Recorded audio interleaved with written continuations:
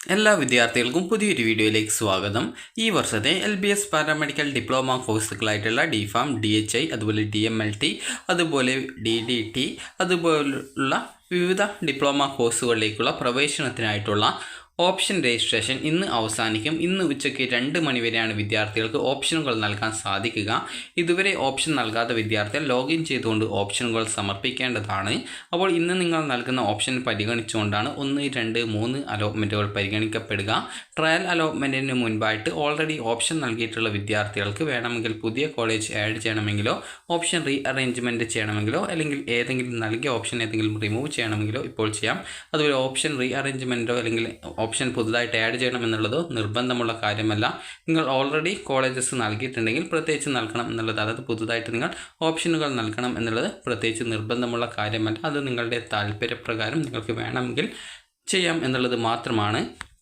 അപ്പോൾ വിദ്യാർത്ഥികൾ ശ്രദ്ധിക്കേണ്ട പ്രധാനപ്പെട്ട കാര്യം എന്ന് പറയുന്നത്, വിദ്യാർത്ഥികൾക്ക് താല്പര്യമുള്ള കോളേജുകൾ ഉണ്ടെങ്കിൽ അതുപോലെ കോഴ്സുകൾ ഉണ്ടെങ്കിലൊക്കെ ഇപ്പോൾ ആഡ് ചെയ്യണം.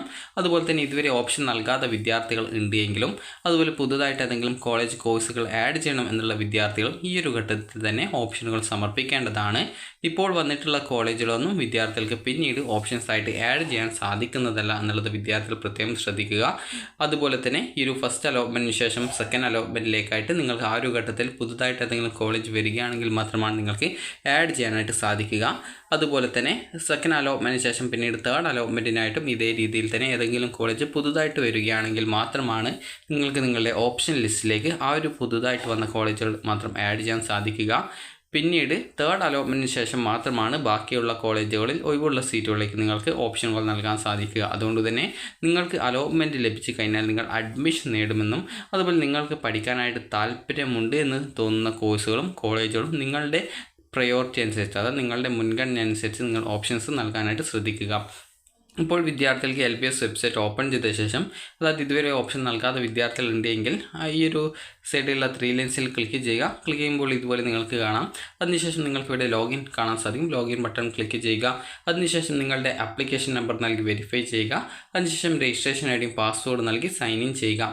സൈൻ ഇൻ ചെയ്ത് കഴിഞ്ഞാൽ വിദ്യാർത്ഥികൾക്ക് പിന്നീട് വരുന്ന പേജിൽ നിങ്ങൾക്ക് ആപ്ലിക്കേഷൻ സ്റ്റാറ്റസ് എന്ന് പറഞ്ഞുകൊണ്ട് കാണാൻ സാധിക്കും. ജസ്റ്റ് നിങ്ങൾ ആ ഒരു താഴോട്ടേക്ക് ആ ഒരു പേജ് സ്ക്രോൾ ചെയ്യുന്ന സമയത്ത് option registration for first allotment എന്ന് പറഞ്ഞുകൊണ്ട് കാണാം. അതുപോലെ രജിസ്റ്റർ ഓപ്ഷൻ എന്നുള്ളൊരു ലിങ്കും കാണാൻ പറ്റും, അതായത് ഒരു ബട്ടണും കാണാൻ പറ്റും. ജസ്റ്റ് നിങ്ങൾ അതിൽ ക്ലിക്ക് ചെയ്യുക.